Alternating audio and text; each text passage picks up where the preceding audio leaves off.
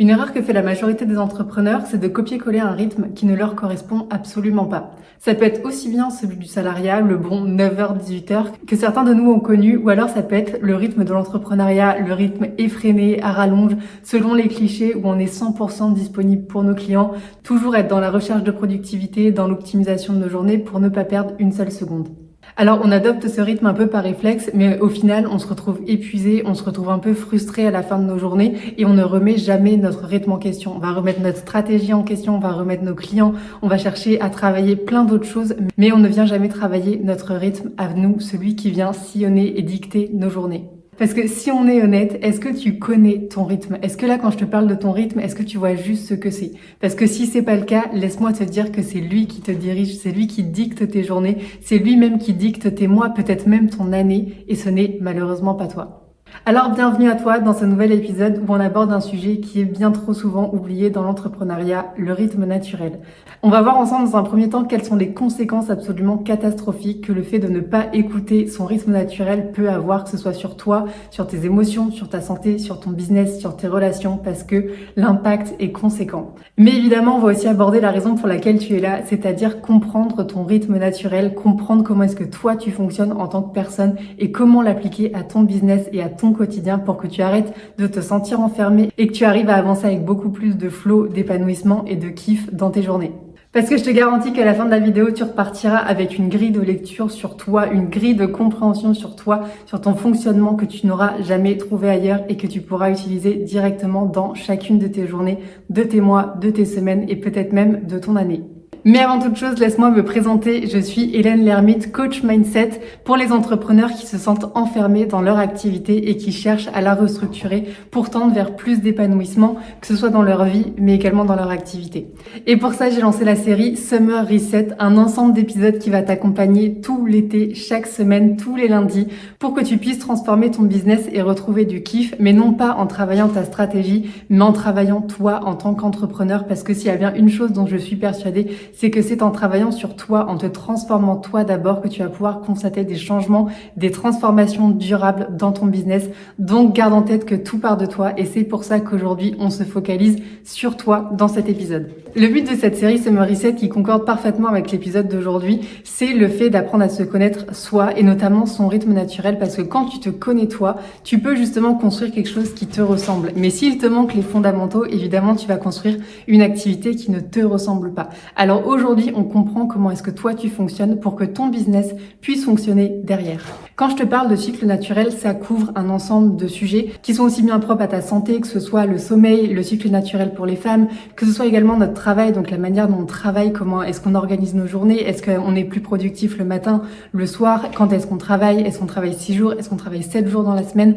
Ça peut couvrir aussi nos relations, vraiment ça couvre une multitude de sujets. Et le fait de mettre de la conscience dans chacun de ces domaines et de les prendre en considération quand tu construis ton business, c'est essentiel parce que ça va te permettre de pouvoir, toi, avancer avec beaucoup plus de fluidité, d'avoir certes déjà de l'énergie en tant que personne, en tant qu'entrepreneur, d'avoir beaucoup plus de clarté mentale, donc de pouvoir prendre tes décisions de manière beaucoup plus fluide, de manière beaucoup plus éclairée, de pas te planter en prenant justement une décision un peu sur un coup de tête parce que t'es irritable, parce que t'es fatigué, parce que t'as mal dormi. Mais évidemment, ça touche aussi à ta santé à toi parce que mon Dieu, je pense qu'on est les personnes les plus stressées sur cette terre quand on n'arrive pas à réguler notre cortisol, parce que l'entrepreneuriat est naturellement stressant. Si on ne met pas en place des choses pour arriver à bien dormir, à réguler notre stress, à nous alimenter correctement, il y a plein de choses sur lesquelles on pourra tirer un trait, notamment notre énergie, et c'est toujours un cercle vicieux parce que quand tu stresses, tu dors moins bien, et quand tu dors moins bien, tu stresses. Donc c'est hyper important de se focaliser sur des aspects autant santé que des aspects relationnels, que des aspects de l'organisation de ton travail et de tes journées, pour que tu te rends compte de l'impact que ça peut avoir sur toi en tant qu'entrepreneur. Déjà, le fait d'avancer à contre-courant de ton cycle naturel, c'est que déjà ça peut avoir des impacts sur ta biologie, donc sur tout ce qui se passe à l'intérieur de toi. Parce que je pense que tu es familier avec ce qu'on appelle le cortisol, qui est l'hormone du stress. Et cette hormone du stress, elle est à l'origine de beaucoup de dérèglements dans notre corps, que ce soit le fait que ça nous crée de la fatigue, que ce soit le fait que ça dérègle notre système nerveux, qui est toujours un peu en mode fight or flight et donc qui est toujours en mode urgence, à avoir du danger un peu partout et qui ne redescend jamais, qui ne va jamais se reposer. Donc ça déjà c'est épuisant pour toi, mais aussi ça a un impact beaucoup plus conséquent, notamment pour nous mesdames, parce que ça vient déréguler nos hormones et c'est pour ça qu'on se retrouve en tant que femme avec des problèmes de SOPK, avec des SPM qui sont compliqués, avec peut-être d'autres problèmes beaucoup plus conséquents, et c'est autant de choses qui viennent impacter notre qualité de vie.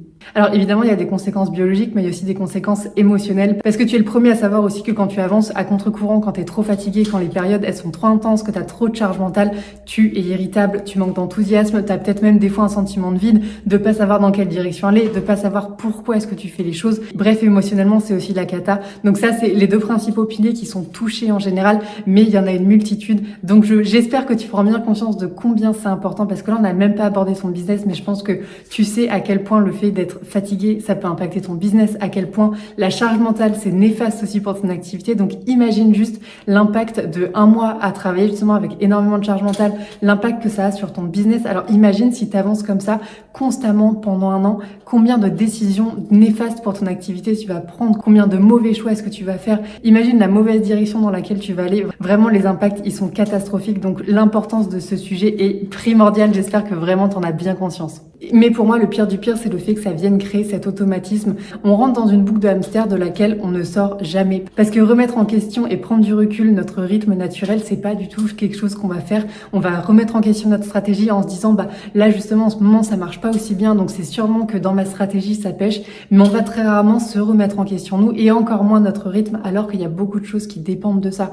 Et parce que c'est justement un sujet hyper complet qui touche plusieurs domaines, qui demande de s'observer sur le long terme pour arriver à comprendre à quelle vitesse est-ce qu'on fonctionne, est-ce qu'on travaille mieux le matin, quand est-ce qu'on cale notre sport dans notre journée, nos relations dans notre semaine. Vu que c'est quelque chose qui demande beaucoup de suivi, je t'ai concocté un outil qui va t'accompagner durant le prochain mois, et franchement tu me remercieras, parce que j'ai créé pour toi un outil sur lequel tu vas pouvoir traquer l'ensemble des indicateurs dont je vais te parler aujourd'hui, tous les jours, quotidiennement. Bien évidemment ça va te prendre moins de 5 minutes tous les jours, mais à la fin ça fera une énorme différence. C'est juste un ensemble de questions que tu peux te poser à la fin de la journée, noter ton humeur, noter justement quelle a été la qualité de ton sommeil, et tu verras qu'à la fin tu vas vraiment arriver à mieux cerner où est-ce que là ça pêche et où est-ce que tu peux toi justement faire une vraie différence. Je vais te partager l'ensemble des indicateurs que moi je suis au quotidien, ce qui me permet justement d'être une entrepreneure épanouie dans son activité, même si des fois j'avoue qu'il y a des périodes un peu plus compliquées, mais justement ça me permet de prendre conscience de là où ça pêche, des fois parce que je dors pas assez, des fois parce que je travaille trop, des fois parce que c'est en fait plutôt mon perso qui pêche, mais ça me permet justement de savoir à quel moment est-ce que je dois réguler quelque chose. Alors évidemment le but de tous ces indicateurs c'est pas de te faire travailler moins, mais c'est de te faire travailler mieux, pour que quand tu travailles tu sois de manière hyper productive et hyper efficace, pour que quand tu te reposes ce soit hyper ressourçant et hyper régénérateur, pour que quand tu sois avec tes relations tu sois hyper présent, bref pour que en gros ta vie soit équilibrée et que toi en tant qu'entrepreneur tu te sentes épanoui. L'ensemble des indicateurs que je vais te partager repose sur deux choses essentielles. Le premier c'est l'écoute de son corps. Sache que ton corps est vraiment ton meilleur allié pour te dire déjà quand tu fais quelque chose qui va dans le bon sens pour toi, que ce soit en termes d'énergie, parce que peut-être que justement tu seras fatigué et que ce sera vraiment pas le moment de faire une tâche, alors qu'au contraire peut-être que tu seras hyper énergisé parce que ce sera le moment idéal pour accomplir la tâche que tu as envie de faire, ou pour aller voir tes potes ou quoi que ce soit. Donc sache que ton corps est vraiment la première ressource sur laquelle tu peux t'appuyer pour savoir si une action est bonne pour toi ou non, si justement tu respectes ton rythme ou non. Typiquement quand tu as des maux de tête en fin de journée, quand tu as des tensions dans les épaules, ou des fois tu appuies là sur les trapèzes et tu as l'impression de porter le poids du monde, ça typiquement c'est des signaux que ton corps t'envoie.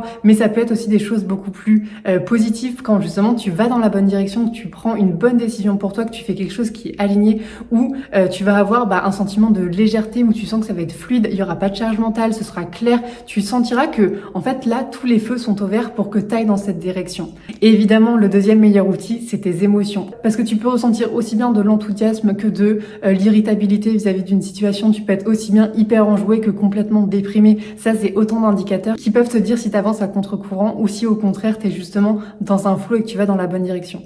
La première sphère de ta vie qu'on va regarder, c'est sûrement celle qui te parle le plus, c'est ton travail. Comment est-ce que tu organises tes journées? Comment est-ce que tu répartis ta charge de travail dans tes journées, certes, mais aussi dans tes semaines et peut-être même dans ton mois? Parce que tu as déjà sûrement entendu parler du chronotype, c'est-à-dire la période de la journée dans laquelle tu es le plus productif, le plus concentré, le plus efficace. Moi, personnellement, c'est le matin, j'ai vraiment un pic de productivité où je sens que mon cerveau, là, il est à fond les ballons, je peux donner tout mon jus de cerveau. Et donc, c'est plutôt là que je mets les tâches qui me demandent de me concentrer. Typiquement, le script de cet épisode de podcast, je le fais dans la matinée parce que c'est vraiment le meilleur moment, parce que je sais que je suis concentrée. Au contraire, l'après-midi, j'ai du mal à me concentrer, donc c'est là où je vais faire beaucoup plus, par exemple, de montage, de création de contenu, parce que ça me demande moins du cerveau, c'est des trucs un peu plus créatifs, opérationnels, ça me demande moins de concentration, c'est plus un truc que tu peux faire même quand t'es fatigué.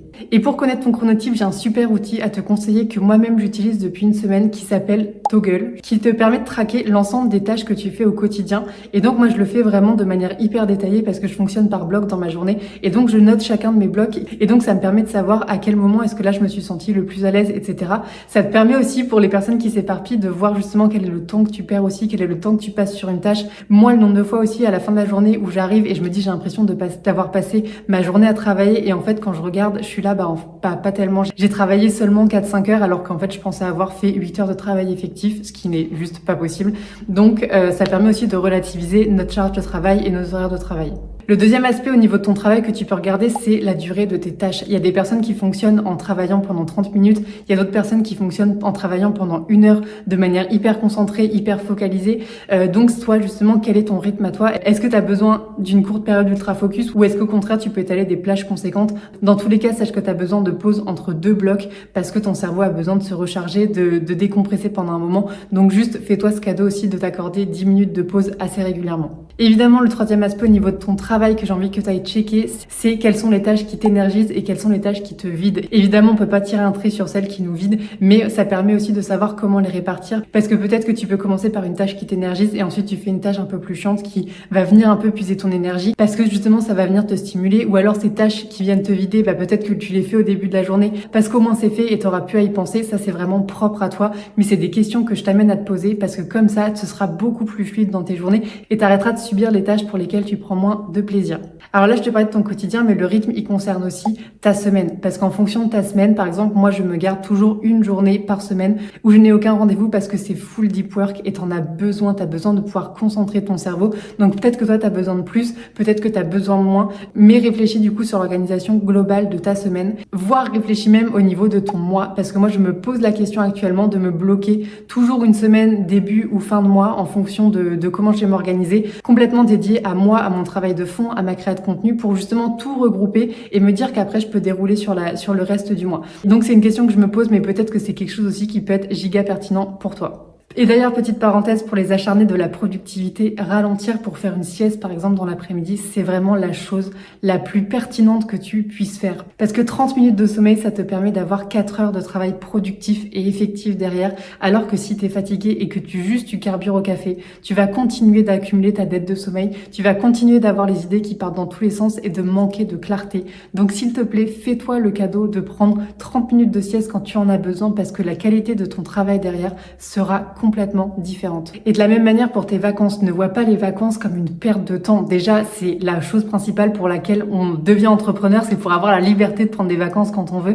Mais dis-toi que quand tu prends des vacances, c'est aussi là où tu apaises ton système nerveux. C'est vraiment le moment où ta tête peut aussi mettre dans les cases des différentes idées qui sont en train de tourbillonner dans ta tête. C'est vraiment le moment où ton corps fait un reset complet. Et perso, je le vois sur la qualité de mes coachings. Quand je tire un peu trop sur la corde, j'ai vraiment un avant-après de mes vacances où je vois que mes coachings après les vacances sont beaucoup plus structurés. J'arrive encore mieux à faire le lien dans les différentes problématiques que la personne m'apporte. Donc vraiment, la qualité de ton travail est directement impactée.